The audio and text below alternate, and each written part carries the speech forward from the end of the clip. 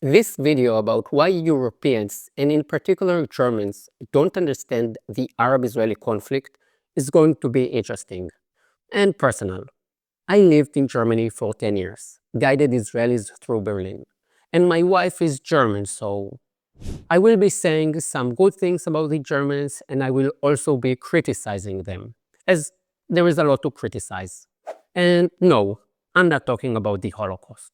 I will be talking about the German mindset, and I will be making generalizations. Now, I'm well aware that there are plenty of Germans with different views, and I'm also well aware that when someone from the outside decides to talk about your nation's history and analyze your national character, it can be unpleasant at times. But so be it. Sometimes it is necessary when talking about serious matters.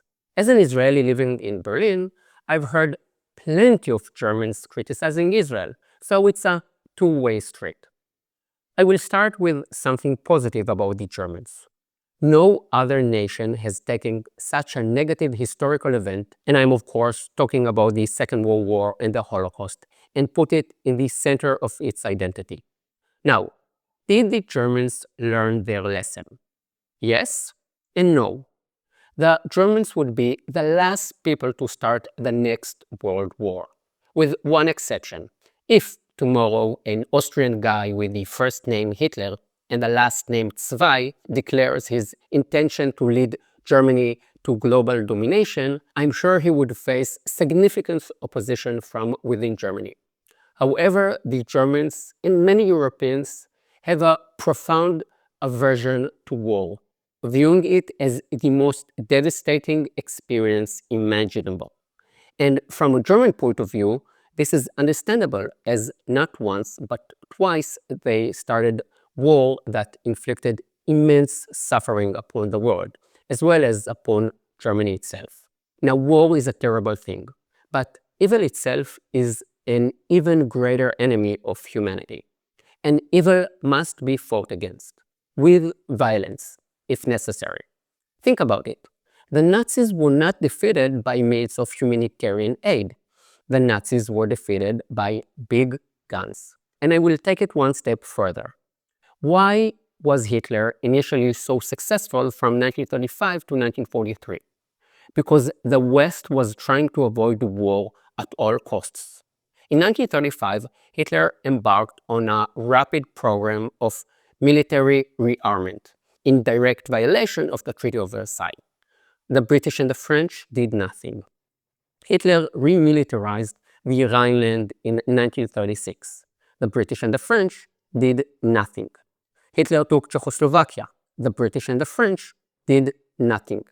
Hitler had initial success not because he was a military genius, but because the British and the French weren't able to stand up for what was right. They wanted peace so badly that they followed a policy of appeasement that just made everything worse. Today, the remilitarization of the Rhineland in 1936 seems like a small thing, a footnote on the way to 1939. But back then, it was huge. Very high-ranking German army officers and politicians were waiting for the British and the French to take action so they could stop Hitler. There is a very good chance that if the British and the French had intervened at that point, Hitler could have been effectively stopped. But by not confronting evil, they let that evil grow more powerful. And this is exactly my point. So let me make myself very clear. War is not the most terrible thing in the world. It is the second most terrible thing. Evil is the most terrible thing, and it must be opposed. Let's continue. Lots of Germans have told me, we Germans have learned the lesson. We know how bad war is. So why can't you Israelis find a way to break the cycle of violence and establish a lasting peace? This way of thinking is not only arrogant and wrong-headed, it is also dangerous. It demonstrates a deep misunderstanding of the Arab-Israeli conflict, and I would add a deep misunderstanding of European history. The Arab-Israeli conflict is not a cycle of violence. It is not a case of they did this and then we did that, and so on. Just as the wars in Europe were not defined as a cycle of violence. World War II was a war between different ideologies, Nazism versus democracy and communism. The Cold War was also a war of ideologies, Western democracies against communism. And both of the wars in Europe ended with a clear winner and loser, with victory. Peace was reached after one side lost. It's the same in the Middle East. This is a war pitting Jewish democracy against a large part of Muslim world that wants to wipe out Israel and introduce a Muslim caliphate. A democratic Palestinian state is European wishful thinking and a huge misunderstanding of Muslim world. There is no democracy in the Muslim world. The Hamas constitution, and Hamas is the leading movement of the Arabs in Palestine, mentions the word Islam 136 times. The words Palestinian state aren't mentioned at all.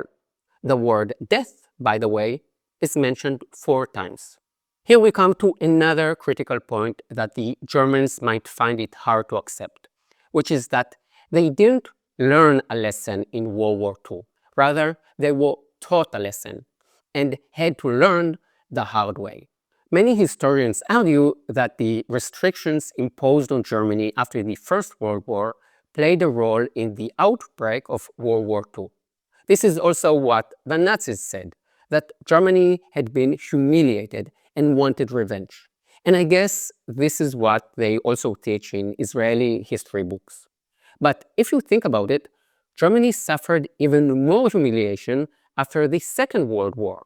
Alsace-Lorraine was given to France. Germany lost about 25% of its land in the east to Poland, and the Germans were put under military rule and then divided into 2 different countries.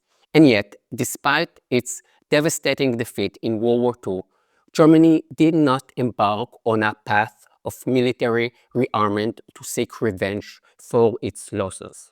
So you see, the logic concerning humiliation leading to war doesn't hold. On the contrary, the rise of German militarism after World War I is tied to the fact that Germany did not truly lose the war, but rather it collapsed. The German army surrendered when its troops were outside the borders of Germany. And so the German army, who pushed for the armistice, started spreading the myth that the German army was invincible and that the Jews and the communists had stabbed Germany in the back. And this is why Germany lost. The great American General Pershing, who commanded the American troops in Europe in World War I, was against the armistice and predicted it would only lead to another war. We never really let the Germans know who won the war.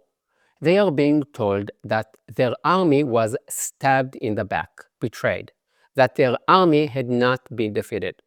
The Germans never believed they were beaten. It will have to be done all over again. And he explained why. The German troops today are marching back into Germany, announcing that they have never been defeated. What I dread is that Germany doesn't know that she was defeated. Had they given us another week, we'd have taught them. No wonder Pershing was the highest-ranked American general in history. He understood the nature of war and the importance of victory. It took Europe another world war and 40 million dead to understand that. The reason Germany didn't seek revenge or descend into conspiracy theories after World War II, as it did after World War I, is that the Allies effectively shattered any remaining German hope in 1945. It was clear even to the most hardline Nazi that Germany was not the master race. And this realization came only after the Allies had killed 10% of the Germans and destroyed their cities. Only after American and Russian tanks were rolling through their streets and Germany had surrendered unconditionally. The Germans are now a democratic people not because they learned a lesson, but because they were brought to their knees because they surrendered, because they were crushed. The same thing happened in 1989. The Germans love the story of the fall of the Berlin Wall. But the Berlin Wall didn't come down because Berliners on both sides of the wall said to themselves, hey, let's bring down this wall. After all, we are one nation. The Berlin Wall came down because the Americans defeated communism, and the Soviet Union promptly fell apart. Germany is democratic today for one reason only. The Americans defeated the Nazis, and then they defeated the Soviets. And I won't stop here. As an Israeli, I've heard a great deal of criticism, and I would even say arrogance from Germans, as if they believe they occupy a higher moral ground. But really, they have very little to be proud of. And I want to shed some light on some of the darkest chapters in German history. And no, I'm not talking about the Holocaust. Hating Jews isn't anything new. The Germans just did it better than anyone else. But what the Germans did to each other while the nation was divided really is sick. You don't hear a lot about it because it hasn't brought on the reckoning before the rest of the world in the same way the events of the Second World War did. This is a more internal and sensitive topic for Germans. The division of Germany and Berlin was forced upon the Germans. This is important to bear in mind because in many countries, Spain, Greece, and others on a smaller scale, there were violent clashes between the fascists and communists during the 1920s, 30s, and 40s. Germany and Berlin were divided in a pretty random fashion. If you lived in these neighborhoods in Berlin, you were under Western rule. And if you lived in these other neighborhoods, you were under communist rule. Now, until 1961, when the Berlin Wall was built, Berliners could just move to the West if they wanted to. They had more than 10 years to do so. By 1960, it had become clear that all communist countries were dictatorships with no human rights and personal freedoms. And for Berliners, moving to freedom just meant moving a few streets along, from Mitte to Wedding, from Friedrichshain to Kreuzberg, from Pankow to Reinickendorf. But they didn't move, which is crazy. It seems that after living under a Nazi dictatorship, many Berliners felt comfortable living under a communist dictatorship. And once the Berlin Wall was built, things became really insane. There has been no other terror state quite like East Germany. Under the Nazis, there was one Gestapo informer for every 2,000 Germans. In East Germany, 1 in 7 of the population worked for the Stasi or informed the Stasi about a friend, a neighbor, or family relative. And the Berlin Wall was built to lock the East Germans inside. So anyone wanting to cross from the east to the west would be shot by a fellow East German. East Germans killed their own people for wanting to join their families in the west. And this was happening up until yesterday, until 1989. By the way, East Germany was very much anti-Israel and was one of the first countries to recognize the Palestinians and to invite Yasser Arafat for a visit. It makes sense that a Sikh dictatorship would be anti-Israel and pro-Arab. I've made a video about a weird connection between the left and the Arabs, so make sure to check it out. After reunification, Germany shifted to another extreme, an ideology of multiculturalism, which dictates that nationalism is a sin. So Germany opened its borders to people who don't accept the basic values of Germany. It has criticized Israel through the lens of this extreme left-wing ideology that, frankly, has completely failed in Germany. Now, I'm going to say something that people who don't agree with me will do everything they can to understand the wrong way. So I will say it, and afterwards I will explain exactly what I mean. The Germans murdered the wrong people 80 years ago, and because of that, they went on to accept the wrong people. And no, I'm not saying that some people should be murdered. I'm saying that there is a direct link between the two mistakes that the Germans have made. The murdering of Jews 80 years ago led directly to Angela Merkel opening the gates to immigration in order to show how tolerant the nation is now. The sad fact is that European Jews wearing a yarmulke don't feel safe and aren't safe in many neighborhoods in European cities because of Muslim immigration. And this is my harshest criticism of the Germans. Able Germans, you don't need to take everything to the extreme. You can be patriotic and love your country without murdering other races and wanting to take over the world. You can be socialist without building the worst secret police ever and shooting your own people. You can be open without accepting people who, despite your core values of women's rights, democracy, and freedom of speech. You can try taking the middle road. I think there are two more factors that prevent Europeans from understanding the Middle East. The first is the religious factor. Western Europe is highly secular, and religion is a private matter that plays zero role in politics. Americans have "In God We Trust" printed on the dollar. Democratic presidents also say "God bless America," and family values and abortion are part of the political debate. In Europe, however, there is no consideration of God in politics at all. And this is a large part of why West Europeans don't understand the Arab-Israeli conflict. This conflict is extremely religious because Muslim society is extremely religious.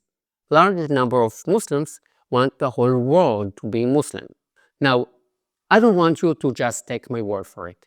If you live in Berlin or Amsterdam or Paris or London or Brussels or Wisconsin, then head into a Muslim neighborhood and ask the Muslims in the most liberal cities in the world if they believe in God, and ask them if homosexuality should be legal, and ask them if the whole world should be Muslim, and ask them what will happen to the infidels, which is you. Go out of your comfort zone and do it. And you will find that Muslims see the world very differently than you. The reason that Muslim countries don't have democracy, human rights, gay rights, is not because they are just not there yet. It is because they have a different set of values, and they hate your European values. You'd better face it. As an Israeli, I often ask myself, how many more terror attacks and sexual assault of European women will you need to understand that? And the last factor that means you don't understand the Arab-Israeli conflict, and for which I actually envy you, is that you're living in safety. You don't know what it is like to live under existential threat. A war between France and the UK is unthinkable. Germany could probably conquer Holland in 2.5 days, but no one can even imagine that happening. You haven't seen war for 80 years, and you tend to forget that this makes you an anomaly, that in the rest of the world, it is not like that. You are so lucky, and yet you take it for granted, and you can't even imagine anything else. And again, I envy you for that. Here in Israel, we don't have that luxury. Now, I know that those who disagree with me will say, just because you think people want to kill you, that doesn't give you the legitimacy to kill others. And that is not what I'm saying. What I'm saying is that when Hamas has in its constitution, Israel will exist until Islam wipes it out, I take them seriously. When Iran, a country that beats women to death for not covering their hair, says that it wants to eliminate Israel, I believe it. When the Houthis in Yemen have on their flag death to Israel and a curse upon the Jews, even though they are 2,000 kilometers away and are in the middle of a terrible civil war, I listen to them. Forget the fact that all minorities, Hindus, gay, Jews, Christian, Baha'i, are suffering under Muslim rule. Because, who cares about the 50,000 black Christians murdered by Muslims in Nigeria? And who cares about the Christians of Iraq or the Hindu minorities in Muslim countries? But just look at what Arab Muslims are doing to each other. In Syria, a few kilometers from here, they murdered 500,000 of each other. And it is the same in Yemen. When we in Israel see what they are doing to each other, then we have no doubt what they will do to us if we let them. So when Europeans and Germans talk about peace in the Middle East, when Arabs are butchering hundreds of thousands of other Arabs all over the place, let's just say I envy your naivety, which is deeply rooted in the peaceful life you have in your corner of the world. Germany and Europe should be on Israel's side not because of the Holocaust, but because we share the same values: democracy, human rights, free speech, and women's rights. All the values that don't exist on the other side. And it is very sad for me to see that so many Germans have got it wrong. Now, if you disagree with my view of European and especially German history, and I'm pretty sure that many Germans will have something to say about the way I have presented their history and their mindset, then please write me a comment. I am certainly open to changing my mind. But Germans, do me a favor. I can read German, but haven't the Jewish people suffered enough? Write in English, please. It is easier than Deutsch. And please do subscribe. The next videos will be about the unspoken war between Israel and Qatar and about the values and peace in the Middle East. I want to thank all my supporters. It is only thanks to you that I can keep sharing the truth. See you next week. Yalla bye.